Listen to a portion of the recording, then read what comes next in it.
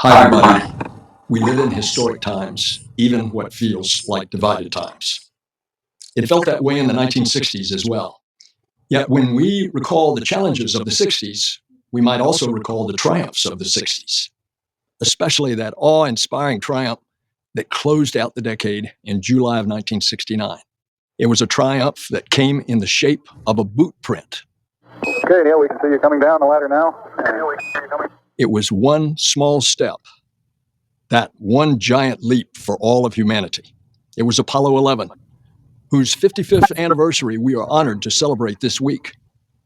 Space can unite a troubled country in troubled times, and no moment united the country quite like when the Eagle landed, as all of planet Earth watched from below.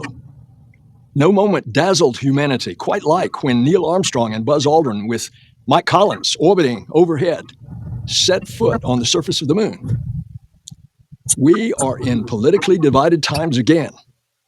As we work through this current time of challenge and unacceptable political violence, let this Apollo 11 anniversary be a time of reflection and, I hope, of healing. Some may say that unity in divided times is an impossible dream. But what about the unity of Apollo 11? Some may say that our brightest days are behind us. But what will happen when humanity gathers once again in shared reverence to watch a crew of Artemis astronauts take to the heavens? And then when humanity sets foot once again on the surface of the moon, the day will be a triumph for all, for humanity's capacity to work together, for our shared will to dream new dreams. Because when we can work together up there, we can live together down here. In the name of peace. Between 1968 and 1972, America launched 9 human missions to the moon, 6 of which successfully touched down, allowing 12 men to walk on the lunar surface. NASA's next chapter of lunar exploration, called Artemis, has the task of not just going to the moon to create a long-term human presence on and around it, but also to prepare for ever more complex human missions to Mars. In short, everything we must be able to do here, we must first do here. So, what will an Artemis mission look like? Everything is designed and tested with our most important element in mind, the astronauts. This is their deep space, human-rated spacecraft called Orion, built in 3 parts. The crew module, where up to 4 astronauts will live and work throughout the flight, the service module, with life support systems for the crew and its own engine and fuel reserves, and a launch abort system, with engines capable of pulling the crew module to safety during launch should anything go wrong. To accomplish the task of launching our crew and heavy payloads, NASA is building the Space Launch System, comprising of a cargo hold, an exploration upper stage, a massive core stage, and 2 extended solid rocket boosters. Altogether, this is the world's most powerful rocket, and it exceeds the legendary Saturn V of the Apollo era in numerous ways. Sitting on the launch pad, the entire rocket, fully fueled, weighs just over 6 million pounds, 5.2 million of which is just the fuel. Once ignited, there is no stopping what comes next. All 4 RS-25 engines and the 2 solid rocket boosters come to life, thundering our crew upwards. 2 minutes after ignition, the solid rocket boosters are spent and released.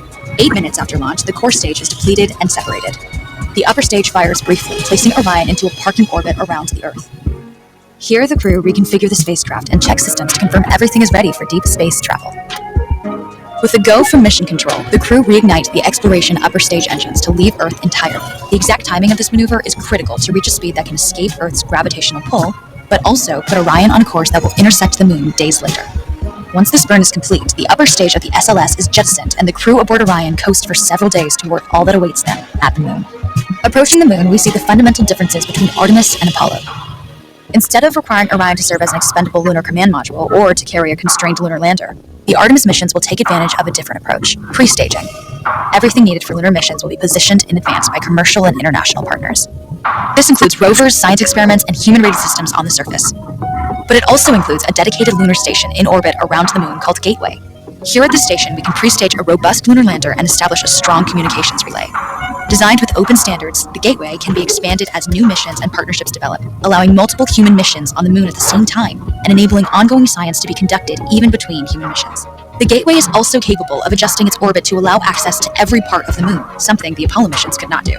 But the real key in this approach is placing Gateway in a unique halo orbit to perfect the maneuvers needed for Mars missions. And with the growing list of commercial and international opportunities, Gateway is the ideal hub between Earth and all that lies beyond. Returning to our crew as they approach Gateway, the Orion must match the elliptical orbit of the station in order to successfully dock. Once on board, pre-selected crew members transfer to the lunar lander, while those assigned to Gateway remain on station.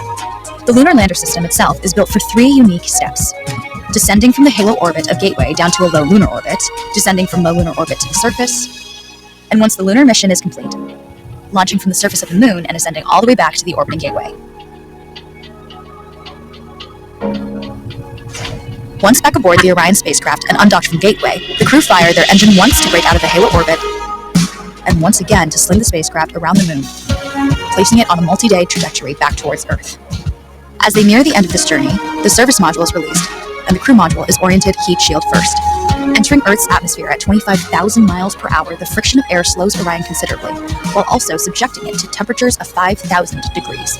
With the Orion now at just 300 miles per hour, a series of parachutes uniquely tested and produced for this moment deploy, decelerating the craft to just 20 miles per hour for splashdown. With each successful mission, Artemis ushers in the next wave of men and women to explore our moon, and prove that together, we are ready to go beyond. Not because they are easy, but because they are hard. In 2 years, NASA plans to land humans on the moon. On July 20th, 1969, Neil Armstrong and Buzz Aldrin became the first humans ever to step on the moon. Over the following 3.5 years, 5 more missions successfully landed 10 more astronauts on the lunar surface. Then, things ended. After Apollo 17 in 1972, the program came to a close. And with NASA now pursuing the Space Shuttle program, attention was redirected away from the moon, back to low Earth orbit. Things stayed this way for over 30 years. Then, in 2004, the Bush administration announced the Constellation program, an initiative with the goal of returning humans to the moon by 2020. It is time for America to take the next steps. Today, I announce a new plan to explore space and extend a human presence across our solar system.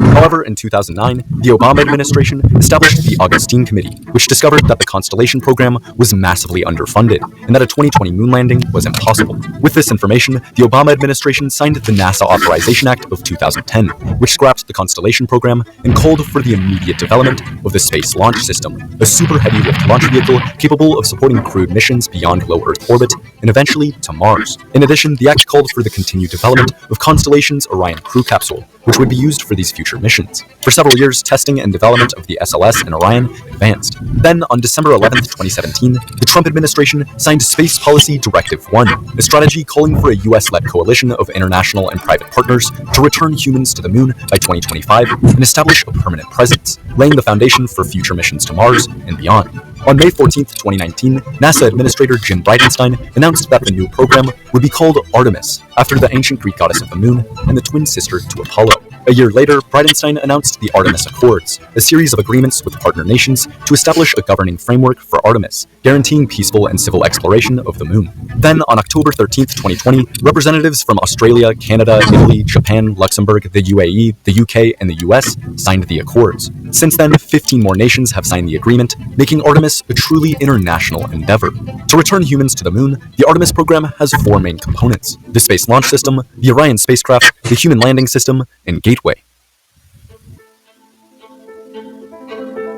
The Space Launch System, or SLS, is the most powerful rocket NASA has ever built. Its design, which is based off the Space Shuttle system, consists of a core stage built by Boeing, measuring 65 meters in length and 8.4 meters in diameter. It consists of a 2 million liter liquid hydrogen tank and 742,000 liter liquid oxygen tank, along with 4 Aerojet Rocketdyne RS-25 engines with a total sea level thrust of 7.4 meganewtons.